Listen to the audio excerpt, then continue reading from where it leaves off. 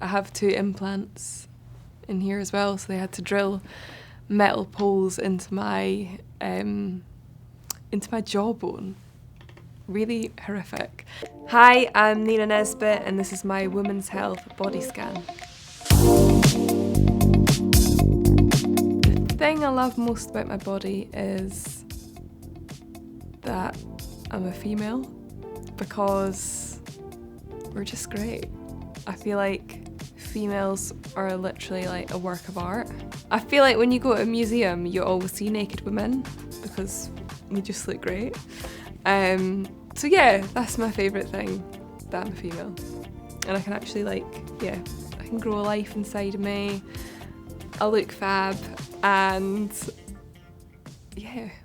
I don't have any tattoos purely because I change my personality every month and like what I like, what clothes I wear, my style. 1 month I'll want to wear like emo clothes and then the next month I'll want to be like New York and autumn. So yeah, it's just not for me. And any tattoo, my thing is, if it's like a big decision, I like to sit on it for a bit. So if it's like sending someone a text that I'm like, I don't know if I should send that, whatever, I'll write it in my notes and I'll leave it. And 9 times out of 10, I'm glad that I didn't send it. And it's the same with tattoos. Like, I'll have this idea of a tattoo I want and I'll get really close to doing it and I'll be like, if I still want it in 6 months, I'll get it. And I never do. But I love tattoos on other people. My boyfriend is absolutely covered in tattoos, head to toe, all over his arms, like his neck. I love it. That's like my type. I've had a few incidents over the years. I've had problems with my teeth, basically. My front tooth's a veneer, one of them, can't really see. But when I was younger, I was playing a game called TIG, where, I don't know if you have it outside of Scotland, but it's where you chase someone and then you like TIG them and then you're like, TIG, you're it. And I was playing it when I was 11 and I tripped over a giant plant pot. I fell head first into concrete coming out of a wall and chipped my tooth and like bust my nose. And yeah, I've had a veneer. I've had problems with my teeth. I have 2 implants in here as well, so they had to drill metal poles into my jawbone. Really horrific, but it was weirdly alright to get done. I have 2 piercings. 1, 2. Woo! Crazy. I love piercings, but again, some of them freak me out. Really not into the tongue piercing. It, like, something about it. Some people really pull it off, but just gives me the shivers a little bit thinking about getting a needle through my tongue. Same with the belly button, makes my skin crawl a little bit. Again, it looks great, like very 90s, early noughties, but yeah, I think maybe I'm scared of needles. I got these done when I was 5 though. I was a very timid child and I was kind of like scared of everything. And then I was in the shopping centre one day and there's a place called Claire's Accessories in the UK, I don't know if you have it here, but you can go in and get piercings there. I was like, Mum, I'm getting my ears pierced. She was like, oh, right, okay, because she was like, she won't get them done. And then I went through with it, got them done, and I was walking about with my ears pierced at the age of 5, which was great. Felt very fashionable. When I was a kid, I was actually a gymnast for Scotland, and I trained like 4 or 5 days a week. I was training for the Commonwealth Games. I was obsessed with sport, like I am music now. And I had a full-on 6-pack and everything. I was like muscle girl.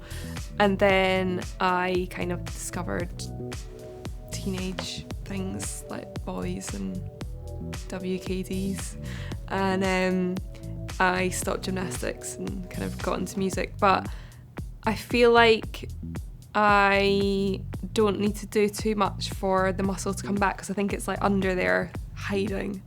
So sometimes I'll get really into like ab workouts or whatever, because I'm like, I want abs, and then they come back quick but then they go even quicker. My new favourite beauty regimen is it's like an LED mask. I don't know if these are legit, but I bought one because I was like, I want to try it, and I seen that Julia Roberts had it and I was like, I love Julia Roberts, I want to be Julia Roberts. So I got this mask and it has like a red LED light, it has the blue antibacterial light, has loads of lights, and I was like, let's see if this works. And I tried it for like 2 weeks, and my skin really cleared up because I've had really bad skin on this side. You can't really see it now because I've got about 5 layers of foundation on, but in lockdown my skin got really bad. I don't know if it was what I was eating or the stress or hormones or whatever, but it really helped clear it up. So I was like, this must work. I've tried loads of different products, like expensive ones, cheap ones, and I came across this brand called The Ordinary, which is obviously quite big and everyone's talking about them. They're so cheap, they're like £5 for like a little serum bottle, and I used their AHA, it's like the one that's red, the exfoliate and peel. Don't think it agrees with everyone because I've put it on some of my friends and my boyfriend and his face flared up, but it's worked really well for me. I feel like, especially if you're wearing masks all day or whatever, you kind of get like a weird texture, and this just clears it all out, which has been good. I'm a huge fan of nails, like long nails, nail design, but because I play guitar, I can't have them any longer than this, which is heartbreaking.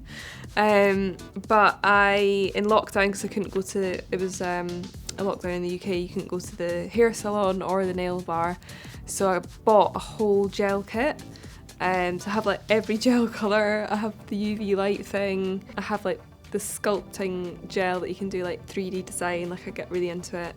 These were done like an hour before I had to leave to come to New York, so they're just plain, but I really like doing nails, and I actually sold some nails. No, I didn't sell them. I gave them away as like a competition thing. I like designing them for each single that I have out, and then people can win them. But yeah, one day I will have long nails again. For now, we have these.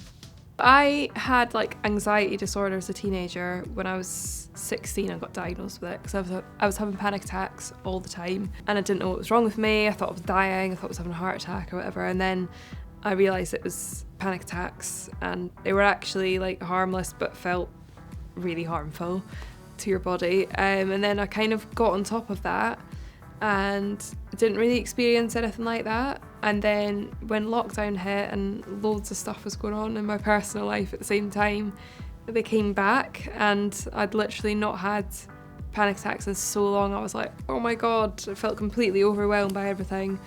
And I feel like I'm the first person to tell my friends, or like even like fans that come to shows, you know, speak to someone, speak to your friends, speak to your parents, like get a therapist if you can. I actually got a therapist during lockdown, and it's been really, really beneficial. And it's weird because sometimes you're talking to them and you're like, I feel like I'm just venting, I'm just talking and like nothing's happening. And then after you'll feel like a huge weight's being lifted, and sometimes you just need to vent and like get things out. So that's been good. And then in terms of, I guess, at home, just I love a bath or essential oils. I'm into them. Just pop a bit of lavender on and everything's fine.